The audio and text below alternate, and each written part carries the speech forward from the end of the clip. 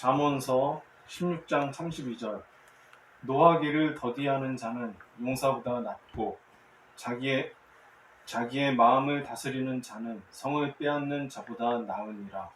이것은 주님의 말씀입니다. 하나님 감사합니다. 아멘. 신약 성서의 말씀 에베소서 4장 26절로 27절 말씀. 분을 내어도 죄를 짓지 말며 해가 지도록 분을 품지 말고 마귀에게 틈을 주지 말라. 이것은 주님의 말씀입니다. 하나님 감사합니다. 아멘. 오늘은 분을 내어도 죄 짓지 말고 화이죠. 화를 내어도 죄는 짓지 말라 하는 그런 제목을 가지고서 말씀을 드리게 합니다. 우리나라 국보 1호가 숭례문인데 이것이 일산의 철학관을 경영하는 최종기라는 당시 70세 잡수신 할아버지의 방마로 이것이 소실이 되었습니다. 2005년도에 일산 개발에 자기의 토지 보상이 너무 적다, 너무 억울하다 해가지고 각계각층에 진정을 했는데 어느 누구도 이걸 귀담아 듣지 않습니다. 그래서 사회적인 이목을 끌기 위해서 이 노인나가 숭례문에 불을 질렀다 하고 이제 실토를 했습니다. 한 사람의 분노가 참 어처구니 없이 사회적인 이목을 이렇게 해서라도 받고 싶어 하는 그런 억울한 사람의 분노로 어처구니 없는 일이 생겼다는 사실을 우리가 참 너무 어이없게, 너무 어처구니 없었던 그런 사건이 있었습니다. 사람들은 늘 살아가면서 화를 내게 되는데 화를 내는 세 가지 유형이 있다고 합니다. 첫째는 공격형입니다.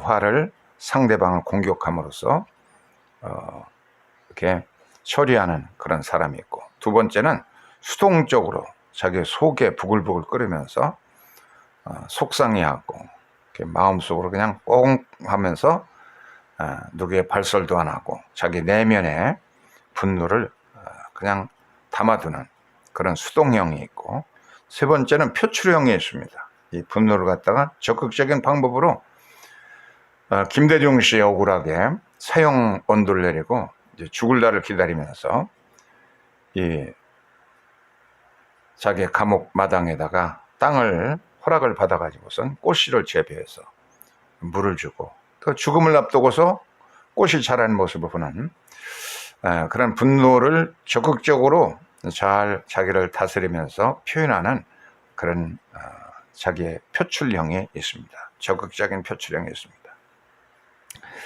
톨스토이의 불씨, 작은 불씨가 집을 태운다 하는 그런 소설이 있어요. 거기 보면은 이반 집과 가브리엘 집, 두 집이 나란히 이제 이웃해서 살고 있었습니다. 그래서 서로 도우면서 사이좋게 잘 살고 있었는데, 이반의 아들 셋이 있었습니다. 장남은 결혼했고 차남은 약혼한 상태고 막내는 청소년이었습니다.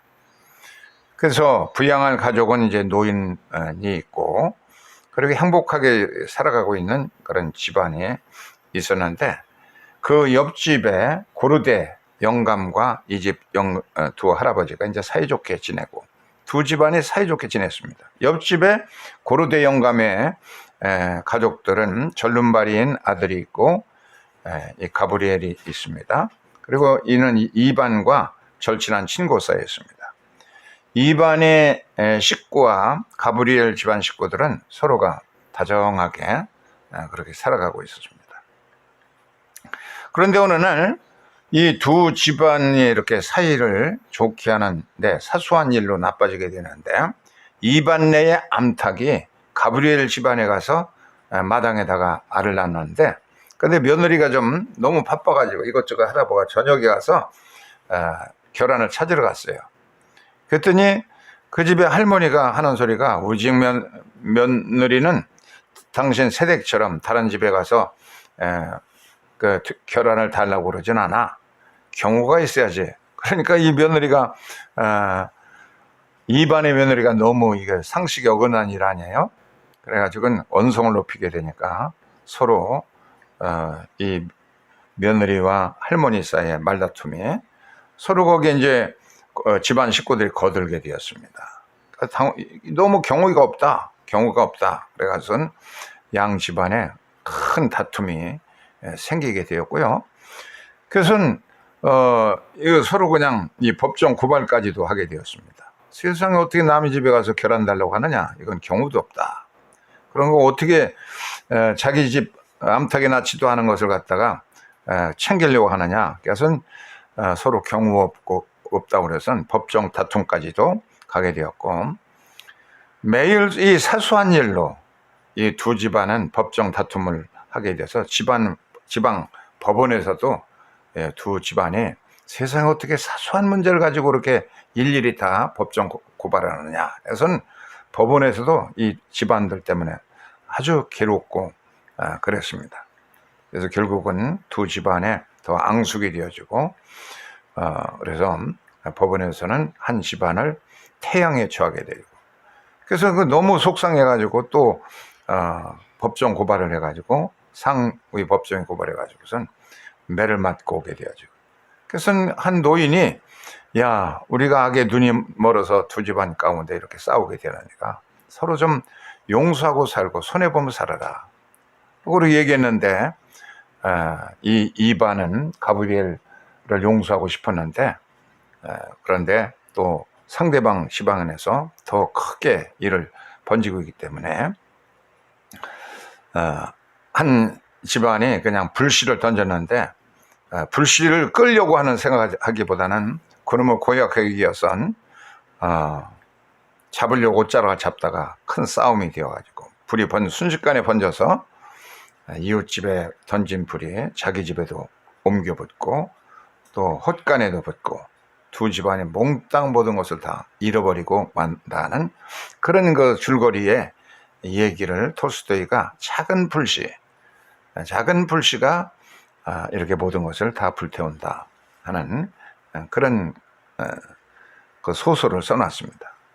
그래서 결국은 모든 것을 다 잃어버리고 마을 회관에 두 집안이 살면서 서로 도우면서 이제 집을 다시 지어주면서 그러면서 화목하게 되었다. 작은 불씨가 큰 화재로 두 집안의 모든 것을 잃어버리고 난 다음에서야 영적인 눈먼 상태의 자기 자신의 모습을 깨닫고 주 앞에 돌아오고 회개함으로 화목하여서 문제가 해결된다 하는 그런 얘기입니다. 그래서 좀 손해보면서 살아야 되는데 예수께서도 뭐라고 그랬느냐면 눈은 눈으로 이는 입으로 갚으라 했다는 것을 너희가 들었으나 나는 너희에게 이르노니 악한 자를 대적하지 마라. 누구든지 네 오른뺨을 치거든 왼편도 돌려대며 또 너를 송사하여 옷을 가지고자 하는 자에게 겉옷까지 주며 또 누가 너로 억지로 오리를 가게 하거든 그 사람과 심리를 동행하고 네게 구하는 자에게 주며 네게 꾸고자 하는 자에게 거절하지 말라. 이런 말씀을 해 주셨습니다. 좀 손해보면 살아야지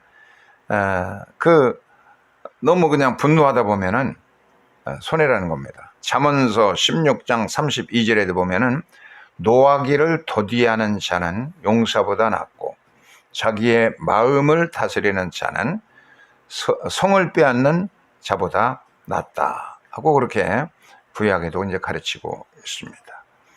우리 나가 있는데 내가 용기를 가지고 살으면 이게 배짱이 있는 겁니다. 그리고 이것이 용기가 없으면 사람이 비굴해지죠. 그리고 남을 배려하다 보면 아량이 점점 넓어집니다. consideration. 이렇게 남을 좀 배려하면서 품으면서 살면은 그만큼 아량이 있고 통이 큰 사람이 되는 것이죠.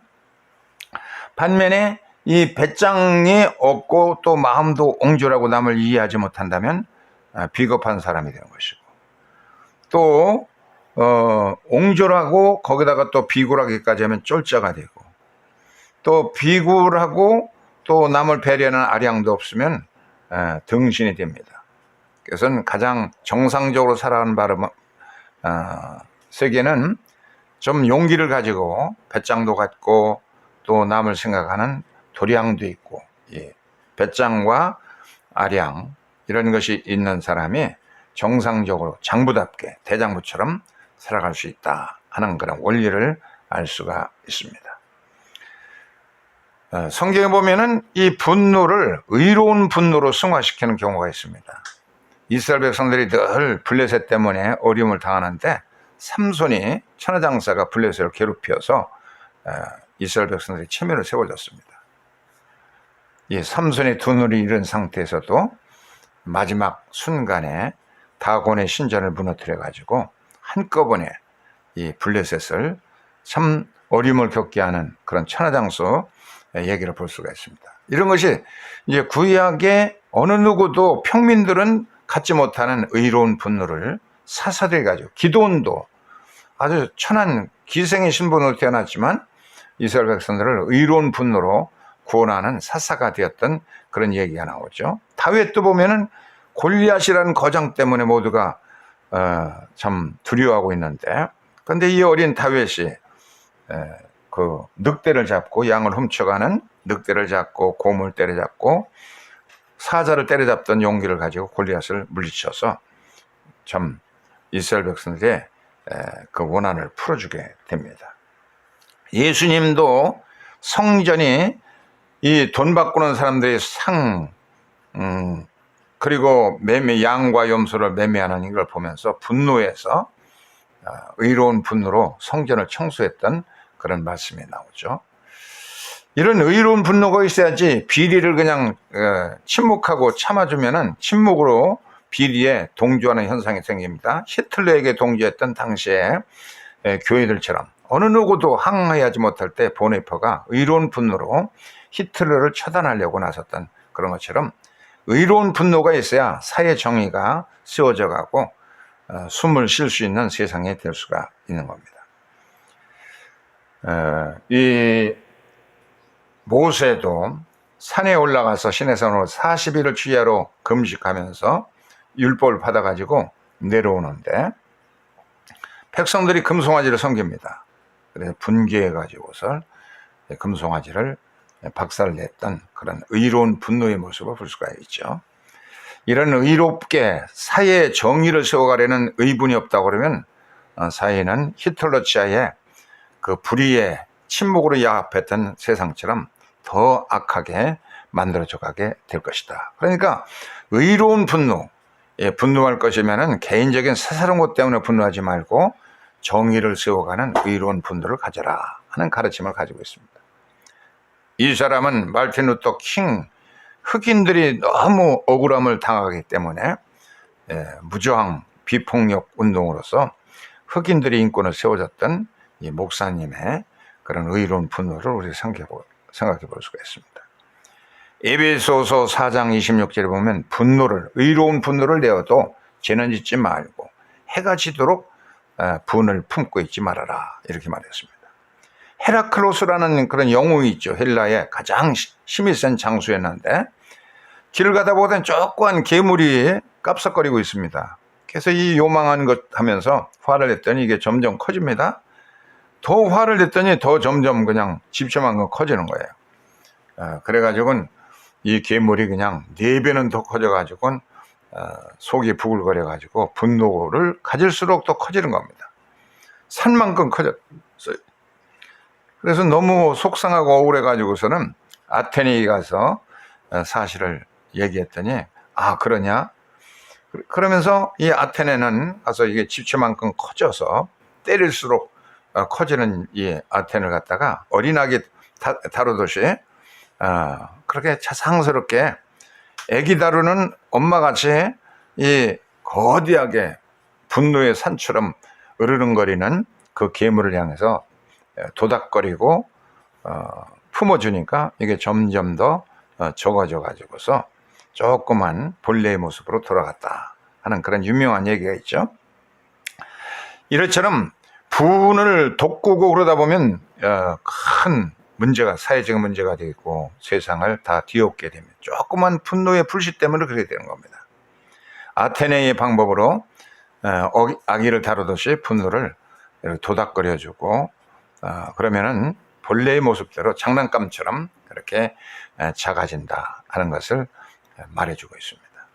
우리나라의 속담에도 옛날부터 미운 놈에게 떡 한 개 더 줘라 하는 그런 얘기가 있어요. 좀 사납고 그런 못된 놈에게 떡 한 개를 더 주면 문제가 해결된다 하는 원리나 성경의 예수님의 가르침이나 구약의 원리나 성을 빼앗는 용사보다도 자기를 다스릴 수 있는 그런 사람이 더 용기 있는 사람이다 하는 원리를 말씀해 주고 있는 것입니다. 아키바라는 유명한 랍비에게 존마라고 하는 친구가 있습니다. 이 존마도 아키바처럼 훌륭한 그런 율법학자였는데, 그런데 랍비라는 칭호는 얻지 못했는데 이 존마의 가르침 가운데 이런 얘기가 있어요. 가장 지혜로운 사람은 어떤 사람이냐? 모두를 통해서 이 세상 모든 사람에게 배우는 사람이다. 모든 사건 이런 것을 통해서 사사로운 일상사에서 배울 수 있는 사람이 가장 지혜로운 사람이다. 그리고 가장 부유한 사람은 어떤 사람이냐? 자기에게 가진 것을 가지고 만족하게 살아가는 사람이 가장 부자다. 가장 고상한 사람은 누구냐? 세상에서 비천한 사람을 돕는 사람이 가장 깨끗하고 고상한 사람이다. 가장 힘센 사람은 누구냐? 자기를 다스리는 사람이다. 이렇게 말했습니다. 천하를 다스리는 그런 용사일지라도 자기를 다스리지 못하면 결국은 약자라는 겁니다. 그러나 자기를 다스릴 수 있는 자제력이 있는 사람은 사도 바울이 말하는 것처럼 일체의 비결을 가지고 있는 가장 힘센 사람이다 라고 이 존마는 그렇게 얘기했습니다. 로마서 12장 19절에 보면은 내 사랑하는 자들아, 너희가 친히 원수를 갚지 말고 진노하심에 맡겨라. 하나님에게 모든 것을 원수 갚는 걸 맡기고 너는 끝까지 사랑하라. 이 분노의 처방법으로 용기와 참을성 있는 끈기를 가져야 되는데, 이 정호승 시인의 한 어떤 글에 보면은 자기의 어머니의 하신 말씀에 자기에게 인생에 가장 큰 기감이 된다. 원수는 내가 친히 갚지 말아라. 다른 사람이 주님이 갚아주시도록 그냥 그렇게 맡기고 절대로 원한을 갖지 말아라. 그리고 어머니가 그렇게 늘 자기에게 얘기했다. 어려서부터 작은 싸움이 큰 싸움이 되는 것을 아마 이 어머니는 터득한 모양이에요. 수선화라는 그 글을 통해서 유명한 시가 있죠. 이 정호성 시인의 수선화라는 시에 보면은 울지 말아라. 예로우니까 사람인 것이다. 예로우면은 더 참아라 하는 그런 유명한 시가 있어요. 울지 말아라. 예로우니까 인간이다. 하나님도 때로는 울고 계시다 하는 그런 글을 쓰면서 원수를 스스로 갚으려지 말고 그냥 그런 것은 다 주님께 맡기고 그리고 끝까지 참고 사랑하고 위해서 기도해 주라 하는 가르침인 것입니다. 우리가 이런 가르침을 가지고 이 세상에서 승리하면서 우리의 자신을 다스릴 수 있는 힘센 용사로서 거듭날 수 있기를 주의 이름으로 축원합니다. 아멘. 484장 내 맘의 주여